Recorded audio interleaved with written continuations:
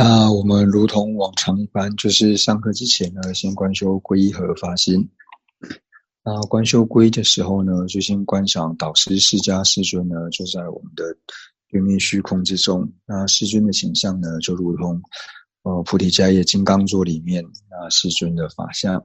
那世尊的两旁呢，有持世还有文殊菩萨以及其他的八大水佛子围绕。那在他们的下方呢，就是以我们修心教授最主要的教授呢，就是入行论。所以观想入行论的著者呢，吉天菩萨为首。那吉天菩萨的四周呢，有龙树、无着等二圣六庄严或17大班智达等印度的传承祖师。那在他们的下方呢，就观想有宗喀巴大师，还有一切藏传、汉传所有的传承祖师。那在他们的下方呢，就观想尊者，然后还有一切呢和我们具法缘的上师，然后观想呢，他们都是真正的佛。那他们能够成佛，最主要呢，是因为他们依靠着成佛的方便呢，也就是灭地和道地。所以呢，我们可以知道呢，导师呢是世尊，导师呢是佛宝，那我们的正皈依呢就是法宝，也就是灭地和道地。那心绪之中呢，具备灭地和道地功德的补特伽罗呢，那无论是声闻圣者、缘觉圣者，或是大乘圣者呢，那就是僧宝，那也就是我们的助伴。那在了解了三宝之后呢，那就至诚的对三宝做皈依，然后无论发生大小任何事情呢，好事或是坏事呢，都不忘和三宝祈白。那我们皈依的目的呢，并不仅仅是为了自己的安乐，乃至于说为了自己来世不堕恶趣，或者说呢，仅仅为了解脱等等安乐。那我们最主要的目的呢，是希望一切的有情呢，都能够成就佛果位，然后为此而做皈依。那我们观修完皈依之后呢，那接下来呢，就是观修发心。那观修发心的时候呢，所谓的发心就是为利有情愿成佛的心呢，就称之为是发心，或者说呢，也就是菩提心。那我们最主要的就是要思维说，为什么要生起菩提心？那我们去思维为什么要生起菩提心的时候，可以怎么度呢？去思维，那就是透有七因果。那另外一个呢，就是透自他换的角度呢去做思维。那透有因果的角度思维的时候呢，就先思维说，一切的有情呢，因为轮回没有开始的缘故，所以一切有情呢，都曾经当过我的母亲。那他在当我母亲的那一世呢，就如同这一世的母亲一样的呵护我，所以呢，都是去感应一切有情的恩德。那感应一切有情恩德之后呢，最主要呢，就是要知道去报恩。那报恩最好的方式呢，就是能够把母亲以及一切的有情呢，让他们能够脱离痛苦，然后呢，能够安置在最安乐的位置上。那最安乐的地方呢，就是所谓的佛地。那所以呢，为此呢，我为了一切的有情呢，所以我一定要帮助他们成就无上菩提。那要帮助有情呢成就无上菩提，那除了自己呢先成就无上菩提之外呢，那是没有其他的办法。然后由此呢而升起发心。那同样的呢，另外一个呢，就是透由自他换的角度来做思维。那在思维自他换之前呢，先思维说，其实呢，自己和他人是一样的。为什么是一样的？因为我们在离苦得乐这一点呢，都是平等的。那乃至于说下至从理，那乃至于说除此之外的一切有情呢，同样都是希望能够离苦得乐的。那我们既然希望离苦得乐的时候呢，然后再去观察，就会发现说，其实所有的苦乐呢，并不仅仅是说自己想要痛苦或是快乐，而是我们所有的痛苦和快乐呢，都是关待于其他的有情。那如果能够让其他的有情呢，完全不感受到任何痛苦的话呢，那想必自己呢，也不会有其他的痛苦。所以为此呢，希望一切的有情呢都能够离开痛苦。那希望一切有情都能够离开痛苦的话呢，那唯有将一切的有情安置于佛地。那除此之外，那要把一切的有情安置于佛地呢，除了自己成佛之外呢，是没有其他的方法。所以透由此的思维，然后升起菩提心。那升起了发心之后呢，那就要立下一个誓愿，就希望从今天开始呢，乃是为成佛之间，那尽我一切的努力呢，去帮助一切的有情。那乃至于说呢，尽我一切的努力呢，不去伤害任何一个有情。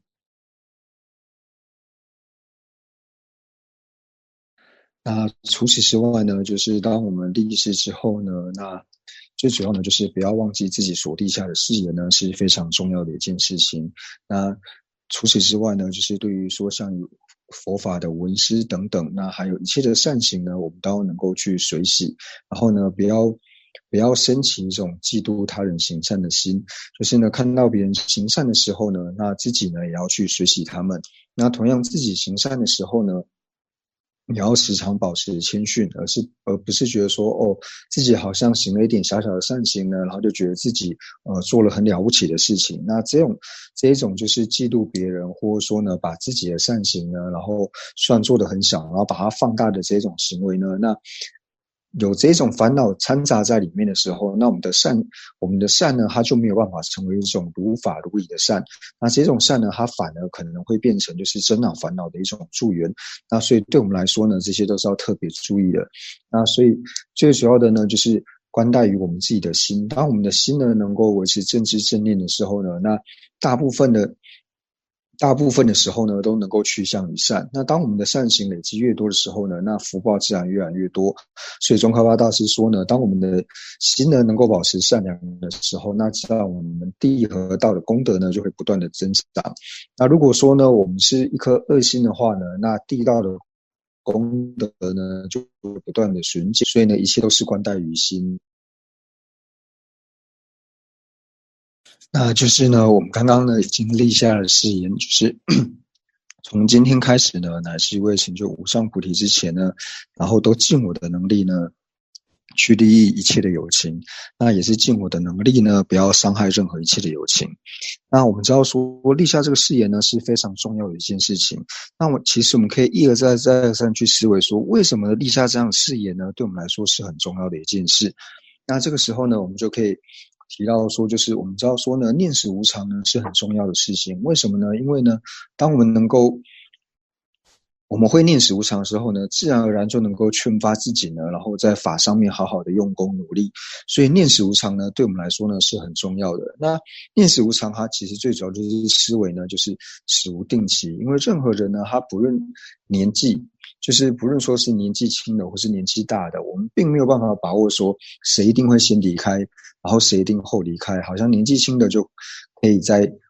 待在世间的时间就再长一点，然后呢，比较年长的呢就会比较离开。但是我们知道说，去念死无常，就会发现说，其实呢这是不可能的，因为有一些人可能昨天还好好的，然后今天呢你就听到他说他已经离开世间的这种消息。那所以我们可以把每一天呢都当作多出来一天，就会觉得说我们每天都多一天活着。那多的这些时间呢，我们该如何的去活着呢？我们既然每天多存活的一天都算是多的一天的话呢，那为什么不把这多的一天好好的去利益别人呢？因为如果说多出来一天我们还在计较，然后想办法去伤害其他人的话，其实一点意义都没有。因为当你在计算别人或是想要伤害别人的时候，但是到底谁会先离开这个世上，我们也都不知道。那既然如此的话，那为什么不好好的去利益别人呢？那所以呢，就是以我自己来说的话呢，就是像我自己过去同班的一些同学啊，那他们就是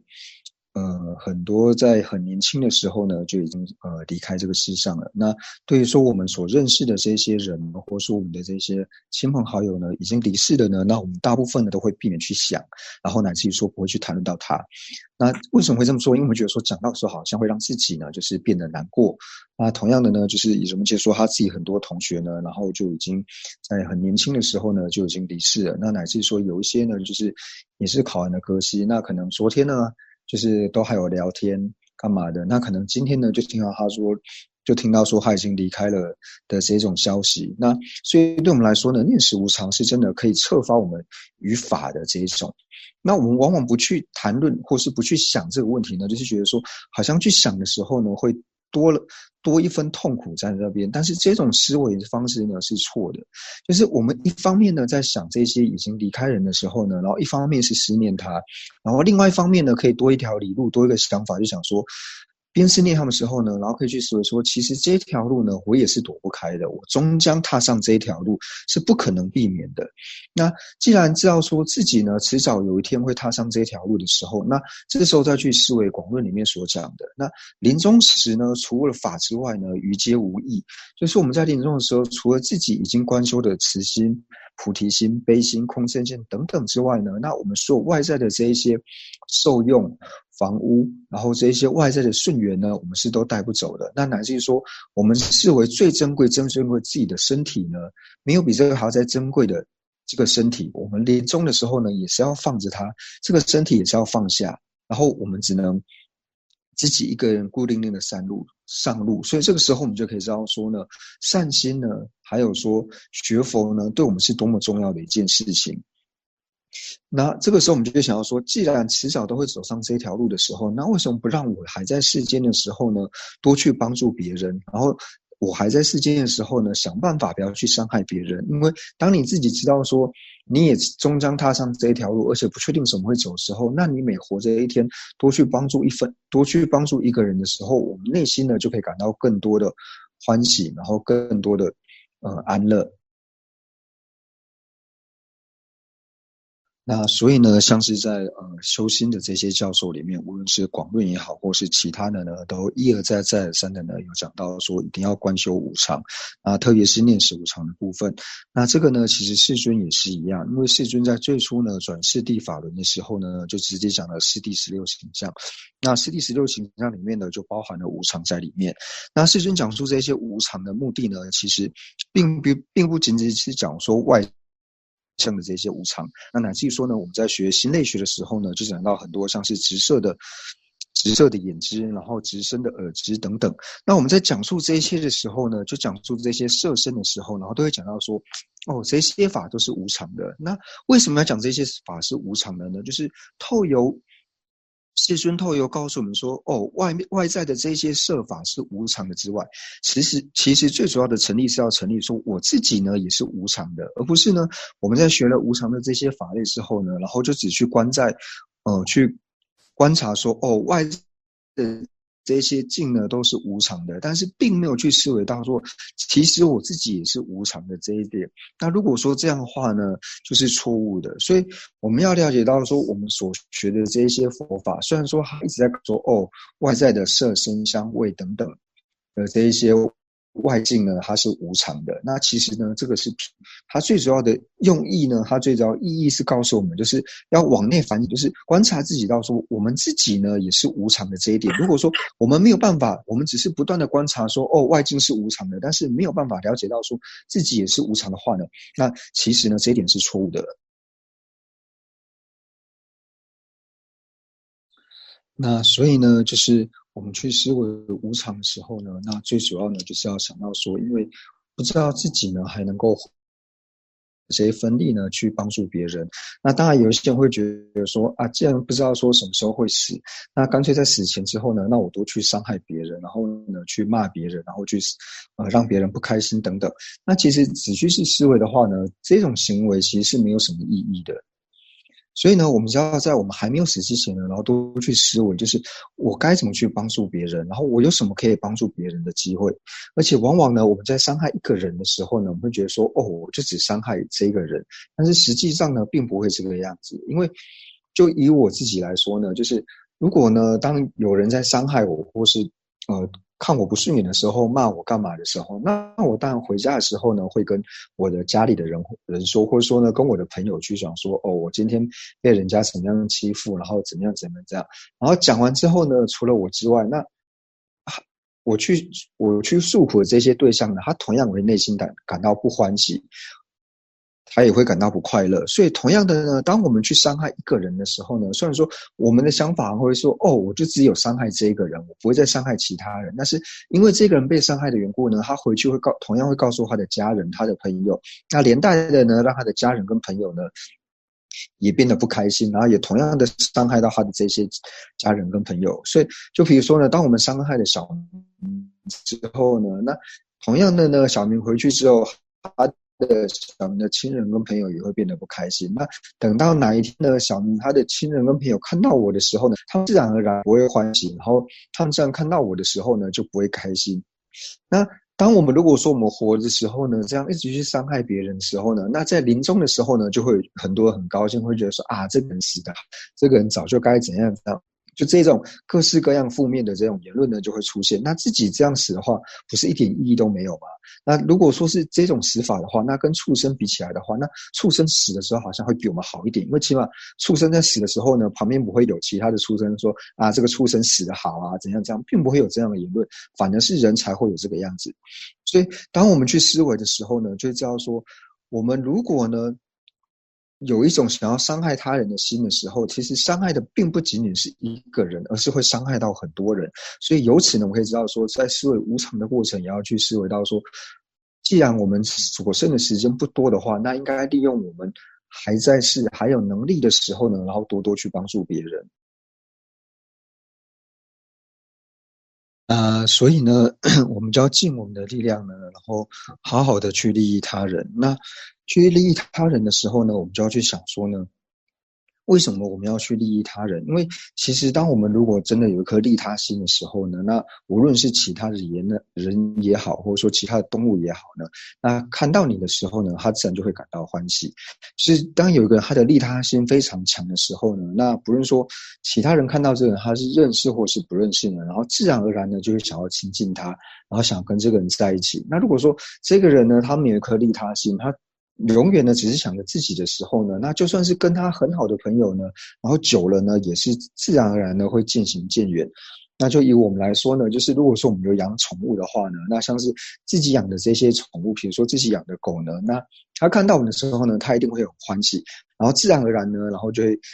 在你旁边打转啊，然后在你旁边跑来跑去，并不会害怕你。为什么呢？因为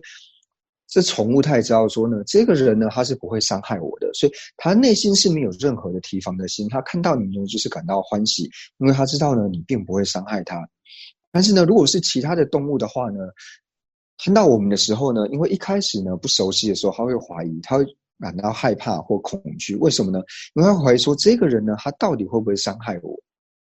但是同样呢，如果说我们有一颗利他心的时候呢，比如说鸽子，然后呢，我一开始呢先喂它一点东西，然后每天持续不断的喂它东西吃的时候呢，然后跟这个鸽子熟的时候呢，它自然而然呢，在你喂食的时候，它就会离你越来越近，那乃至有一天呢，它会停在你的手上。所以我们可以知道说，当我们的利他心呢很强烈的时候呢，那这个时候就当我们的利他心强烈到某种程度的时候呢，就算你跟这个友情或者说跟这个动物并不是很熟悉，但是他看到你的时候呢，他自然而然呢，他就不会害怕，他就会靠近你，因为他知道你不会伤害他。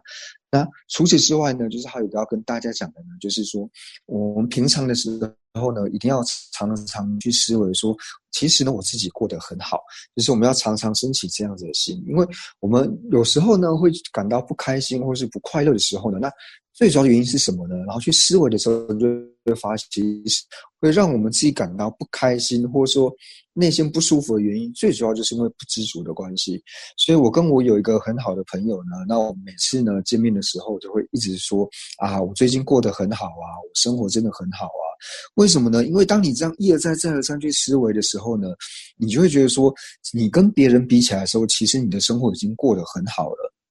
那我们会感到痛苦呢，就是会觉得说自己呢没有一颗知足的心。当你没有知足的心的时候，你自然而然就是痛苦。所以这个时候呢，我们一直在说自己过得很好的时候，是用什么方法去思维说我过得很好呢？就是你去看那些真的生活过得很凄惨的这一些人，比如说现在呢，就是我们去观察别人的痛苦，就像现在呢被这个肺炎呢所感染的这一些人，他们过的是多么的辛苦。那你看到他呢在相比之的时候呢，你就觉得说，其实自己呢真的已经过得很幸福。那乃至于说呢，你去看那些因为贫穷，然后没有得吃、没有得穿、没有得喝的这一些人的时候，那你再去和他比的时候呢，你自然而然就会觉得自己过得很好。那当你觉得自己过得很好的时候，你时常保着一个我今天真的是过得很开心、很舒服，那我生活呢真的是很舒适。当我们常常有这种知足心的时候，你自然而然呢就不会这么的痛苦。那当然说每一个人呢，一定是多多少少呢都会有升起这种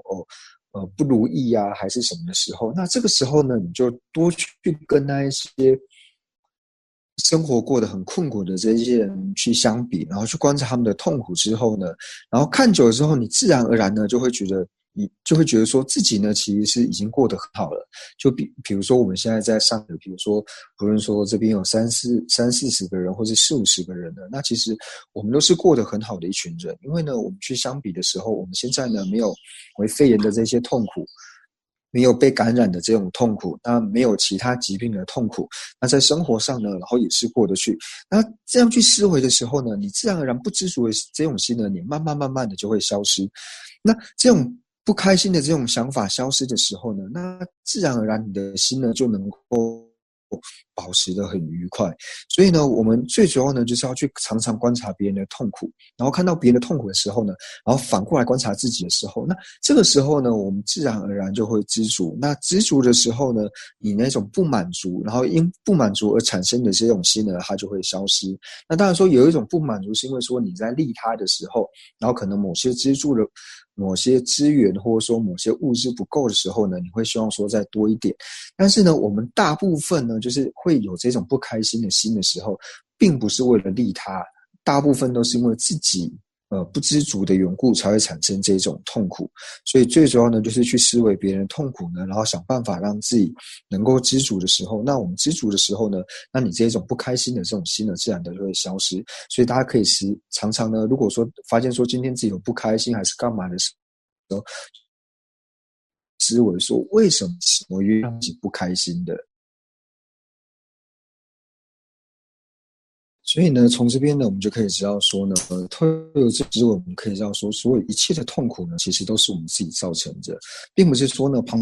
边有个拿着棍子，或者说呢，别人怎么样伤害你才造成我们自己的痛苦。我们最主要的痛苦呢，大部分都是透由自己的内心呢而产生。那这种产生的这种痛苦呢，就是像刚刚讲的，就是因为我们不知足，或者说呢，种种非理作意，或者说呢，就是我们平常讲说，哦，你这个人想太多。那我们想太多之后呢，然后自然就会做太多。那做太多之后呢，因为你做的这些事情呢，都是非理作意而产生而做的，那你的果呢，因为你的因这么多，所以你造就的果呢，自然就多。那这种果呢，大部分呢就是苦果。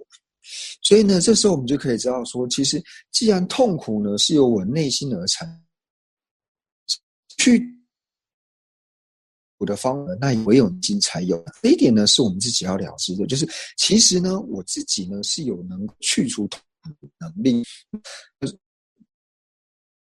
那我们如果能够去这样思维的时候呢，那准备遇到一些比较不如意的事情的时候呢，那一开始你可能会感到痛苦。但是如果说我们用这种方式去思维的时候呢，你内心遇到这种痛苦的时候呢，你自然而然就会有那种，就是想说，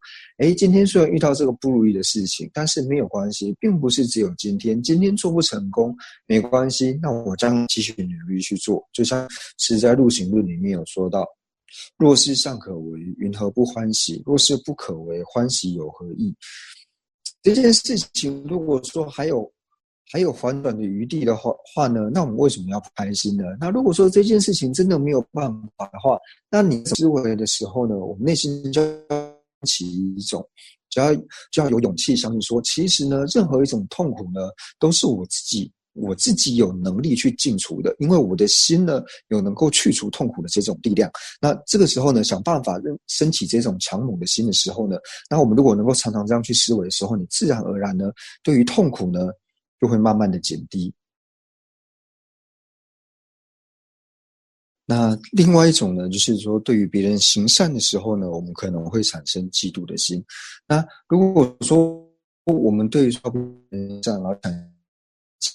如果说我们刚刚发愿祈求说，祈愿我不要升起，不要对他人所做功的时候呢，升起嫉妒的心，光只有这样子去发愿呢是没有用的，而是我们要去思维说，为什么呢？我会升起这样嫉妒的心？那升起这样嫉妒的心的时候，我该如何去改善我自己的内心呢？那这时候就去观察说，他到底呢是做了什么样的功德呢？然后会让我升起这种嫉妒的心，然后这时候再进一步去思维说，他如果他具备这样的功德，那因为他具备这一点功德呢，然后我对他产生嫉妒的话，那全世界呢有多少人呢具备和他一样的功德，乃至于说功德比他还要大的这些人，那我是不是同样的也要对这些人呢，也都升起这样嫉妒的心？可能和他具备一样功德的这些人呢，可能有百万千万人，那我是不是要对这些百千万人呢，同样都升起嫉妒心？那如果升起这样嫉妒心的话，我会造下多少的恶业？而且呢，我们可以知道说，其实除了人之外呢，其实很多畜生他自己其实有很多畜生呢也是有功德的。就比如说某一些畜生呢，他对于主人呢就是非常的忠心，那可能说他的主人呢离世之后呢，他可能不断的呢就是在主人出现的地方一而再再而三的守在那边，或是守在主人的墓地的前面。那这些功德呢，就是连畜生都具备这样功德的时候，那是不是我看到畜生的时候，我也要对他升起嫉妒的心呢？所以这个时候我们就好好的去思维说，为什么不要对别人升起嫉妒心，然后好好的去思维。当我们能够把这些都厘清的时候，我们内心自然而然呢，就是对于任何一种烦恼，不论是嫉妒也好，或嗔喜也好，当我们能够去思维的时候，我们就可以发现说，其实我的内心是真的具备能够去除这些痛苦的能力，然后一定要坚信这一点。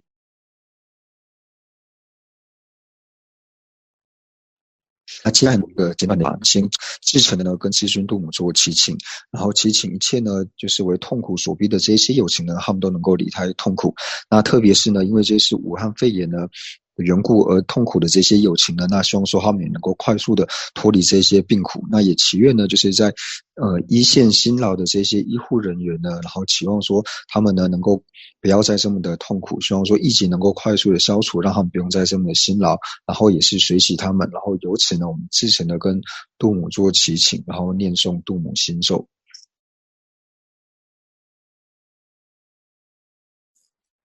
那就是呢，我们一般在讲说我们在修行或是修心的时候呢，就是我们的内心呢，一定要就是要升起一个同理心，就是要有一种带入到那种情境的心的时候呢，你内心才能够升起真正的感受。就以最简单来说呢，就像我们在看电视或者说在看节目的时候呢，就是当你知道说这个电视呢，他演的全部都是假的，但是呢，你看到一个坏人呢，就是他一直在欺负好人的时候呢，你内心因为你很专注在看这个节目的时候呢，你的心会专注在上面，会投入进去的时候呢，你这样就会觉得说啊，不要再骂了，这个坏人不要再去欺负这些好人，你内心会升起这样的想法。那乃至于说，主角他们很悲哀的时候呢，你内心也会升起这种悲伤的感觉。那乃至于说呢，最后面节目开始反转的时候呢，就是坏人呢开始被他的诡计都被识破，然后呢他入狱，然后被开始受到他应有的惩罚的时候，这时候我们内心就说啊，就是应该这个样子，这个坏人他就是恶有恶报，他就是应该有这样的下场。我们内心很容易就是带入了。那所以我们修行的时候呢，就是同样的，无论是我们在观修菩提心，或者说我们在观修皈依的时候，就是我们的内心呢要有升起这种同样的同理心的时候呢，那自然而然你的正量就可以很快速的升起来。那当然还有另外一种看电视的方式呢，就是说你只是想快速了解一下剧情的时候，你的心并不会带入，就是看一下，稍微看一下，然后知道说剧情发生了什么什么什么什么时候。那这个时候就是电视里面呢，就是无论有多少人被伤害还是怎么样的时候，我们内心是没有什么感觉的。所以呢，就说我们无论是在修持皈依也好，或者是在修持菩提心的时候也好，我们的心都升起这种同理心，就是内心要能够带入的时候呢，那自然而然你内心转动的这种能力呢，就会变得更强。那所以呢，我们都有这种经验呢，就是看到那种很悲伤的电视、电影或是节目的时候呢，那有些人边看呢就会边哭。我们修行的时候呢，就是要这样带入的心去修行。今天呢，就是在上课之前呢，我们讲了很多关于修心还有说调心的一些内容。那其实呢，这部分是非常重要的，因为我们从去年开始学习色类学呢，然后到现在学习心类学。那同样呢，我们对于佛法的知识呢，也是不断的增长。那对于说知识增长的同时呢，如果说我们修心的能力没有跟着增长的话呢，那很多的知识呢，当我们了解越多知识的时候，那反而会增长说自己的慢心，或者说自己的烦恼。那这样子的话呢，就是这种学习呢，就不是正确的学习方式。所以呢，我们就希望说，在我们知识增长的同时呢，那我们对于我们自己修心的能力呢，也要跟着同时的增长。所以呢，就是在边讲述边讲述这一些色类学跟心类学的内容的同时呢，那要想办法呢去调服自己的心绪。因为如果我不这样去做的话呢，因为经典里面有提到说我们的心呢如同狂象一般，那既然说讲到心如狂象的话，那像这个疯掉的大象的时候，其实一般是很难制服它的。所以在边学习的时候呢，如果能够边呢去调整自己内心的话呢，那将来我们了解的越多，知识越深的时候呢，那我们调心的能力呢也是越来越强。那所以呢，就是在学佛时候呢，最担心的呢，就是怕说我们学佛学到最后面呢，就是良药变成毒药，或者说呢，就像广论里面所讲的呢，如天成魔。就是药呢，它本来是应该帮助我们的，但是如果说我们不好好使用的话呢，那良药呢，它有可能变成毒药一般。那同样的呢，我们一般呢，就是祈求就是上天能够帮助我们，然后乃至于说降世还是干嘛等等的呢，都是希望说这个天呢能够帮助我们。但是呢，如果说这个天成魔的话呢，那你又把它降下来的话，那危害不是更大吗？所以我们在学习的时候呢，一定要好好的调服自己的内心，而且呢，最主要就是要常常保持一颗谦逊的心。因为呢，我们如果不会控制自己的烦恼，然后呢不会调心，而是让自己烦恼不断增长的时候呢，那到临终的时候呢，我们一定会感到吃亏，然后而且也会感到后悔。那常常呢，我们在路上呢就会看到有一些就是神志不清的人呢，或是这样会说这个人好像疯子一般。但是呢，如果说我们对佛法的学习呢是只有学习他的学问，但是对说调心的这些内容呢都不注重的话，那等到最后呢学了很多的佛法，但是内心唯有烦恼的时候呢，那这个时候自己才是真正的疯子。接下来呢，我们就进入正课的部分。